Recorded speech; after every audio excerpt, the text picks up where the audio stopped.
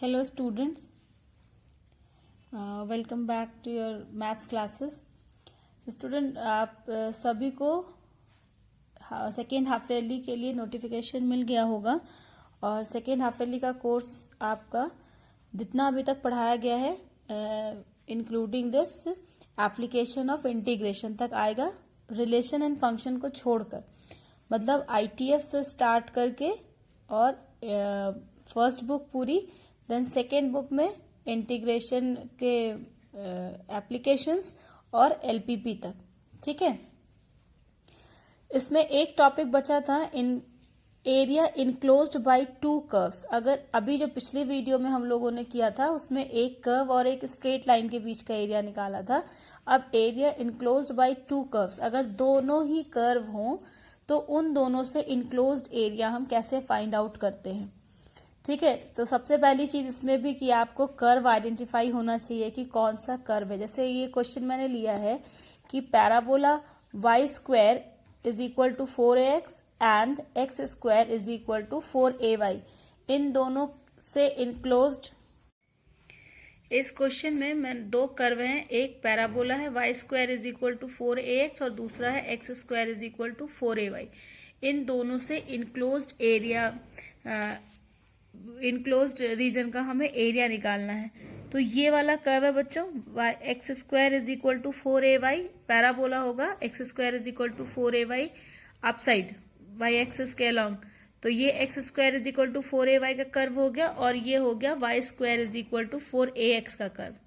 ठीक है, अब इन दोनों से एरिया जब हम निकालेंगे तो अगर ये वाला कर्व लेते हैं हम, y square is equal to 4ax का कर्व लेते हैं, तो इसके नीचे का एरिया निकालेंगे तो यहां से लेकर और एक्स एक्सिस तक पूरा एरिया निकलेगा, जबकि हमें ये जो ब्लैंक एरिया है ये नहीं चाहिए। तो अगर इस नीचे वाले कर्व के नीचे का एरिया, उसके नीचे का एरिया निकाले तो ये ब्लैंक एरिया आएगा, मतलब पूरे एरिया में से ये ब्लैंक एरिया माइनस कर दे तो हमारा रिक्वायर्ड एरिया मिल जाएगा। ठीक है, इस तरह के क्वेश्चंस में जो सबसे इंपॉर्टेंट चीज है वो पॉइंट ऑफ इंटरसेक्शन निकालना। ये है पॉइंट पी, इसका पॉइंट ऑफ इंटरसेक्शन यहाँ जो P है इसका कोऑर्डिनेट फाइंड आउट करना। कोऑर्डिनेट बिल्कुल वैसे ही फाइंड आउट करते हैं जैसे आपने अभी तक क्लास 10th में सीखा हुआ है, बिल्कुल उसी तरह कोऑर्डिनेट फाइंड आउट करते हैं। अब जब हम एरिया इस y square is equal to 4ax के नीचे का एरिया लेंगे तो हम इस कर्व के लिए जो हमारे y की वैल्यू है वो लेंगे, और जब इससे निकालेंगे x square is equal to 4ay है तो इस कर्व के लिए जो y की वैल्यू है उसको निकालेंगे। ठीक है, तो सबसे पहले हम p का कोऑर्डिनेट निकालते हैं। p का कोऑर्डिनेट पहला वाला कर्व हमारा दिया है y square is equal to 4ax, इससे और इक्वेशन 2 से वैल्यू पुट कर दे। इक्वेशन 2 दिया था x square is equal to 4ay, तो y is equal to x square upon 4a हो जाएगा। इस इक्वेशन में हम y की वैल्यू पुट करते हैं और इसको जब हम सॉल्व करेंगे तो x की वैल्यू हमारी आती है x is equal to 4a। ठीक है, x की वैल्यू इक्वेशन 2 में पुट करेंगे तो y is equal to 4a आ जाएगा। इसका मतलब क्या हुआ कि इस p का कोऑर्डिनेट, इस पॉइंट p का कोऑर्डिनेट 4a है। अब अगर p से एक हम परपेंडिकुलर ड्रॉ करें pq, तो q का कोऑर्डिनेट क्या हो जाएगा 4a 0। तो लिमिट हमारे मिल गई, जो कर्व की लिमिट है वो 0 से लेकर 4a है दोनों के लिए। अब हम निकालते हैं रिक्वायर्ड एरिया। रिक्वायर्ड एरिया कितना हो जाएगा, required area is equal to area of O A P Q, area of O A P Q, ये पूरा area minus O B P Q, वो यहाँ पे हमने लिखा है area of O A P Q minus area of O B P Q. तो limit हो गई 0 टू 4a। जब हम ओ ए पी क्यू ले रहे हैं, ओ ए पी क्यू, तो ये वाला कर्व आ रहा है y square is equal to 4ax वाला कर्व आ रहा है, तो इट विल बी y की वैल्यू जाएगी under root 4ax minus 0 to 4a x square upon 4a dx। बस फिर आप इसको इंटीग्रेट कर लीजिए। किसी भी क्वेश्चन में area enclosed by two curves में सबसे पहले जरूरी है कि आप कर्व आइडेंटिफाई करें, उसके बाद इनक्लोज्ड एरिया ड्रॉ करें और फिर पॉइंट ऑफ इंटरसेक्शन निकालें। ठीक है, क्योंकि पॉइंट ऑफ इंटरसेक्शन से ही आपको इंटीग्रेशन की लिमिट मिलेगी। और उसके बाद इंटीग्रेशन बिल्कुल इजी है, यहां से 4a हो गया, 4a √4a कांस्टेंट हो गया, तो 2√a बाहर आ गया, x⁴ 1/2 dx, और 1/4a बाहर आ गया, x² dx। It is so simple. ये इंटीग्रेशन आप जानते हैं, इंटीग्रेट कर दीजिए और लिमिट की वैल्यू रख दीजिए। ठीक है बच्चे, area enclosed by two curves में कभी कभी हमें सिमेट्रिक फिगर्स मिलते हैं। सिमेट्रिक फिगर जैसे सर्किल है ना, सर्किल एक्स एक्सिस के अगर सेंटर उसका ओरिजिन पर है तो एक्स और वाई दोनों एक्सिस के अबाउट सिमेट्री होती है, और अगर शिफ्टेड ओरिजिन का है तो हम अगर किसी एक्सिस पे अगर उसका सेंटर है तो सिमेट्री हमें मिल जाती है। यहाँ पे दो सर्कल्स दिए हैं। पहला सर्किल दिया था, ये एनसीईआरटी का क्वेश्चन नंबर 2 है। ये पहला सर्किल दिया था x-1 का square plus y square is equal to 1, और दूसरा दिया था x² plus y square is equal to 1। तो ये जो दूसरा वाला सर्किल है ये तो क्लियर है, ये इसका रेडियस 1 है और ओरिजिन जो है, सेंटर जो है वो ओरिजिन पर है। तो ये वाला हो गया, ये वाला सर्किल हो गया। ठीक है, सेंटर ओरिजिन पर और रेडियस इक्वल टू 1 यूनिट हो गया। लेकिन जो दूसरा वाला पहला वाला कर्व दिया था, सर्कल दिया था x-1 का whole square plus y square is equal to 1, ये शिफ्टेड ओरिजिन का क्वेश्चन है। इसका ओरिजिन कहाँ, इसका सेंटर कहाँ शिफ्ट हो गया है, x से 1 unit, x-1 equal to 0 put करके फर्स्ट ईयर में हम लोगों ने सीखा था शिफ्टेड ओरिजिन का क्वेश्चन निकालना। तो यहां से x इक्वल टू 1 आ जाएगा, यानी जो दूसरा वाला सर्किल है उसका सेंटर 1 0 पर शिफ्ट हो गया है, और रेडियस कितना है, इसका भी 1 है। तो जितना रेडियस इस सर्किल का था उतना ही रेडियस इस सर्किल का भी है, और यहाँ पे 1 0 पर जहां पे इसका रेडियस ये आके मिल रहा था वहां दूसरे वाले सर्किल का सेंटर है। तो इस तरह से फिगर मिलेगा। अब ये फिगर, इससे इनक्लोज्ड एरिया निकालना है हमें। तो देखो इस एक्स एक्सिस के अबाउट इसमें सिमेट्री होगी, यानी अगर हम अपर हाफ का सिर्फ एरिया निकाल दें और उसे डबल कर दें तो हमें इस पूरे शेडेड रीजन का एरिया मिल जाएगा। तो फिर से वही हम करेंगे, सबसे पहले P का कोऑर्डिनेट, पॉइंट ऑफ इंटरसेक्शन का कोऑर्डिनेट निकालेंगे। क्यों निकालेंगे कि जब यहां से हम परपेंडिकुलर ड्रॉ करेंगे तो देखो इस परपेंडिकुलर के लेफ्ट साइड में दूसरी सर्किल का कर्व है और राइट साइड में दूसरी सर्किल का कर्व है। लेफ्ट साइड का कर्व जो शिफ्टेड ओरिजिन वाला सर्किल है उसका है, और राइट साइड वाला कर्व जो सेंटर पे सेंटर जो है ओरिजिन पे है वो वाले सर्किल है। ठीक है, तो इसलिए हम एरिया को दो पार्ट में डिवाइड कर लेंगे, एक तो 0 OPM और दूसरा PM O'। ठीक है, तो सबसे पहले P का कोऑर्डिनेट निकालो। देखो दोनों इक्वेशन के RHS इक्वल हैं तो LHS इक्वल हो जाएंगे, यानी x-1 का square plus y square is equal to x² plus y square. Y square cancel हो गया, इसको होल स्क्वायर के फॉर्मूले पे ओपन कर दिए तो x² plus 1 minus 2x equal to x²। So after solving we will get x equal to 1/2 and y equal to 3/4। ये P का कोऑर्डिनेट हो गया 1/2 and √3/2। Y square is equal to 3/4 है तो y इक्वल टू √3/2 हो जाएगा। ठीक है, अब जब यहां से हम परपेंडिकुलर ड्रॉ करेंगे तो फूट का कोऑर्डिनेट y 1/2 0 हो जाएगा, यानी पहला जो इधर लेफ्ट साइड का एरिया है उसकी लिमिट 0 से 1/2 और राइट साइड वाले एरिया की लिमिट 1/2 से 1। ठीक है, so required area is equal to 0, 2 times कर देंगे क्योंकि सिमेट्री है, 0 to 1/2।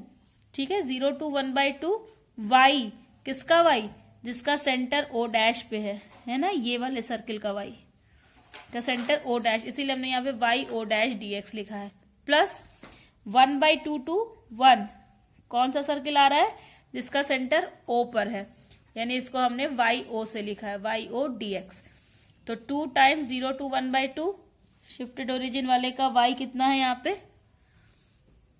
y की वैल्यू हो जाएगी 1 माइनस x-1 का होल स्क्वायर, अंडर रूट लग जाएगा ना, तो ये वही लिख दिया, अंडर रूट 1 माइनस x-1 का whole square dx plus 1/2 to 1 under root 1 minus x² dx। तो इंटीग्रेशन कॉन्टिन्यूड में हम लोग ने फॉर्मूला पढ़ा था, integration of under root a square minus x square d x is equal to x by two under root a square minus x square plus a square by two sine inverse x by a. यही वाला formula यहाँ पे लगाएंगे और हमारा answer आ जाएगा। ठीक है, इंटीग्रेशन एकदम सिंपल है। जो सबसे मेन चीज है वो क्या है कि कर्व आइडेंटिफाई करना, कर्व को सही सही ड्रॉ करना और उससे फिर पॉइंट ऑफ इंटरसेक्शन निकालना और सिमेट्री देखना। ठीक है, now come to another question of NCERT. It is question number 1। Question number 1, एक एक्स स्क्वायर, एक कर्व दिया है x square is equal to 4y, ये पैराबोला है अपसाइड वाला, और एक कर्व दिया था 4x plus 4y is equal to 9, है ना। ये एलिप्स का इक्वेशन नहीं है, ये सर्किल का इक्वेशन है, क्योंकि यहाँ पे जब आप इसको अगर अपॉन के फॉर्म में लिखेंगे तो ये होगा एक्स स्क्वायर अपॉन 3/2 का square plus y square upon 3/2 का स्क्वायर इज इक्वल टू 1। तो देखो मेजर एक्सिस और माइनर एक्सिस दोनों इक्वल हो जा रहे हैं, इसका मतलब ये एलिप्स नहीं सर्किल है। ठीक है, तो इक्वेशन क्या दिया था 4x square plus 4y square equal to 90, standard form में कर लिया 9, स्टैंडर्ड फॉर्म में किया तो x square plus y square is equal to 9/4 और x square plus y square is equal to 3/2 का स्क्वायर। ठीक है, यानी सेंटर पे सेंटर जो है वो ओरिजिन पे होगा और रेडियस कितना होगा 3/2। आप फिगर ड्रॉ करते हैं, ये पैराबोला हो गया, x square is equal to 4y upside का, है ना, और ये सर्किल हो गई सेंटर ओरिजिन पे और इसका रेडियस जो है वो रूट नहीं 3/2। इस फिगर में बच्चों इसमें ये वाई एक्सिस जो है, इस वाई एक्सिस के अबाउट फिगर हमारा सिमेट्रिक है ना। यानी अगर हम इस एक तरफ का एरिया निकाल दें और उसको डबल कर दें तो हमारा रिक्वायर्ड एरिया निकल जाएगा। तो यहाँ ये पॉइंट ऑफ इंटरसेक्शन है, यानी एक कर्व ये बन रहा है, ये सर्किल वाला कर्व है और उसके नीचे ये पैराबोला का कर्व है। फिर से फर्स्ट क्वेश्चन को ध्यान करो, जब हम सर्किल वाले कर्व के नीचे का एरिया निकालेंगे तो यहां से यहां तक पूरा एरिया निकल जाएगा, और पैराबोला के नीचे का निकालेंगे तो सिर्फ ये ब्लैंक निकलेगा, यानी पूरे में से ये ब्लैंक माइनस कर देंगे तो हमारा रिक्वायर्ड एरिया मिल जाएगा, और फिर उसे डबल कर देंगे तो टोटल एरिया निकल जाएगा। तो सबसे पहले हमें इस पॉइंट को निकालना होगा जहां तक हमारी लिमिट बनेगी, यानी पॉइंट ऑफ इंटरसेक्शन को। तो कोऑर्डिनेट जब P का निकालेंगे तो सर्किल का इक्वेशन दिया था 4x square plus 4y square is equal to 9, और पैराबोला से इंटरसेक्शन निकाल रहे हैं। पैराबोला पे x स्क्वायर की वैल्यू 4y थी, तो 4 into 4y plus 4y square minus 9, ये क्वाड्रेटिक इक्वेशन बन गया 4y square plus 4 4 16y minus 9 equal to 0। इसको सॉल्व करेंगे तो हमारे पास y की दो वैल्यूज आएंगी, -9/2 और y इज इक्वल टू 1/2। चूंकि हम फर्स्ट क्वाड्रेंट की बात कर रहे हैं तो -9/2 हम नहीं लेंगे, हम y की कौन सी वैल्यू लेंगे 1/2। अब इस 1/2 के साथ x की वैल्यू निकालो, तो x square is equal to 4y दिया है, तो 4 इंटू 1/2 यानी 2। So it implies x is equal to again plus minus √2। Again minus √2 से हमें मतलब नहीं है, क्योंकि हमारा तो फर्स्ट क्वाड्रेंट में है हमारा पॉइंट, तो हमें आप प्लस √2 लेंगे, यानी x की वैल्यू यहाँ पे हो गई प्लस √2। ठीक है, तो हमारा P का कोऑर्डिनेट क्या आ गया, P के कोऑर्डिनेट आ गया √2 और 1/2। ठीक है, तो यहां से अगर हम परपेंडिकुलर डालें तो परपेंडिकुलर के फुट का कोऑर्डिनेट हो जाएगा √2 0। So the required area is 2 times. ठीक है, 0 से √2 area enclosed by the circle minus 0 to √2 area enclosed by the parabola. ठीक है, सो 0 to √2 y of circle dx minus 0 to √2 y of parabola dx। ठीक है, और फिर दोनों की वैल्यू रख दिया। यहां पर भी यहाँ पे सर्किल से √9/4 माइनस x स्क्वायर आएगा, 9/4 को हम लिख सकते हैं 3/2 का square minus x square dx minus 1/4 x square का तो सिंपल है, इसका फॉर्मूला अभी पहले क्वेश्चन में मैंने बताया था, उससे सॉल्व कर लेंगे। ठीक है, तो इस तरह से आप सबसे पहले निकालेंगे, सबसे पहले कर्व ड्रॉ करेंगे, फिर जब कर्व ड्रॉ हो जाएगा तो उससे पॉइंट ऑफ इंटरसेक्शन निकालेंगे और फिर देखेंगे कि आपका रिक्वायर्ड एरिया कैसे निकल रहा है। Now come to the next question, एक ट्रायंगल का क्वेश्चन आता है, सो एनसीईआरटी में भी दिया हुआ है। So next we will move to the question related to triangle. It is your question number 4 from NCERT book. एक ट्रायंगल दिया है जिसके वर्टिजेस -1 0 1 3 3 2। बच्चों सबसे पहली बात कि कोऑर्डिनेट प्लॉट करते टाइम भले आपके पास ग्राफ पेपर हो या ना हो, कभी भी पोजीशन पॉइंट की गलत नहीं होनी चाहिए। जैसे ये 1/3 और 3/2 है, तो ये जो पॉइंट 1/3 का होगा, ये 3.32 का जो 3 वाला पॉइंट है वो 3.2 के लेफ्ट साइड में ही होना चाहिए, क्योंकि यहाँ x की वैल्यू 1 है, यहाँ x की वैल्यू 3 है, तो ऑब्वियसली 3 बड़ा है तो 1 जो है वो लेफ्ट साइड में होगा। ठीक है, पहला पॉइंट A -1 0 एक्स एक्सिस पर होगा, -1 0 इधर ओरिजिन के लेफ्ट साइड में। देन B है 1 3, ठीक है, और C है 3 2। अब 3 है, x का कोऑर्डिनेट बड़ा है लेकिन y का कोऑर्डिनेट छोटा है, तो ये नीचे आ जाएगा, तो ये हो गया 3 2। इस तरह से बने ट्रायंगल का area enclosed by this triangle हमें फाइंड आउट करना है। अब यहाँ पे देखो 3 कर्व, एक्चुअली तुम्हारे पास 3 स्ट्रेट लाइन है, एक AB है, एक BC है और एक AC है। ठीक है, अगर तुम AB कर्व लेते हो तो AB से नीचे x एक्सिस तक का एरिया मिलेगा, यानी अगर यहां से हम परपेंडिकुलर ड्रॉ करें तो ये जो ट्रायंगुलर शेप बन रहा है ABP, इसका एरिया मिलेगा।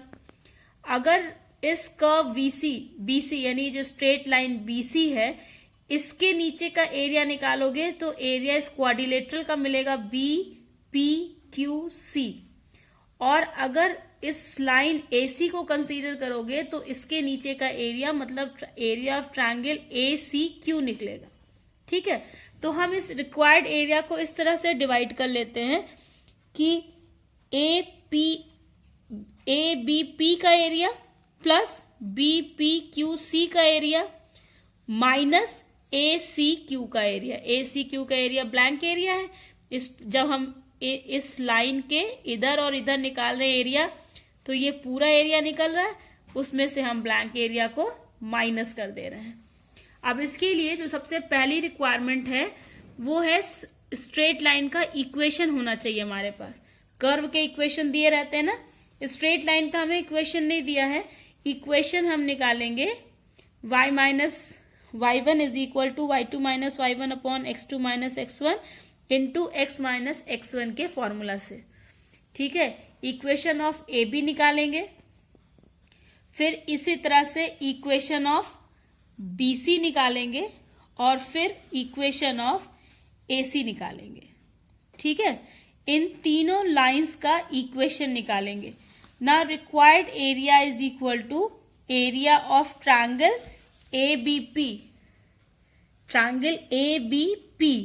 Plus area of quadrilateral BPQC minus area of triangle enclose by ACQ। ठीक है, यहाँ पे वही लिखा है मैंने। लिमिट्स कैसे लेंगे, यहाँ पे जब आप ये वाला ट्रायंगल ले रहे हैं ABP, तो कहां से x की वैल्यू -1 से +1। जब BPQC ले रहे हैं तो x की वैल्यू +1 से 3, और जब ACQ ले रहे हैं तो x की वैल्यू -1 से 3 तक। ठीक है, तो इसी फॉर्म में, इसी ऑर्डर में हम लिमिट्स लेंगे। -1 to 1 y of line AB dx plus limit from 1 to 3 y of line BC dx minus limit from -1 to 3 y for line AC dx। ठीक है, सभी लाइंस के इक्वेशंस की वैल्यू रख दीजिए। So required area A is equals to -1 2 plus 1 3 by 2 x plus 1 dx plus -1 to 3 -1 by 2x plus 7 by 2 dx minus -1 by 1 to 3 1 by 2x plus 1 dx। और इसे जैसे इंटीग्रल सॉल्व करते हैं वैसे सॉल्व कर लीजिए और इस तरह से आपको आंसर मिल जाएगा। तो बच्चों इसमें हमने देखा कि अगर एरिया दो कर्व से इनक्लोज्ड हो तो उसका हम सबसे पहले कर्व ड्रॉ करते हैं, फिर उसका पॉइंट ऑफ इंटरसेक्शन निकालते हैं और फिर इंटरसेक्शन को लिमिट के फॉर्म में चेंज, इंटरसेक्शन जब निकल जाता है तो उससे हम लिमिट्स निकाल के और क्वेश्चन सॉल्व करते हैं। Okay, so in this way you can solve the questions from NCERT as well as from the other books also. So till then keep on practicing. Very best of luck for your coming second half yearly exam. और अच्छे से पढ़िए, अपना ख्याल रखिए। Bye.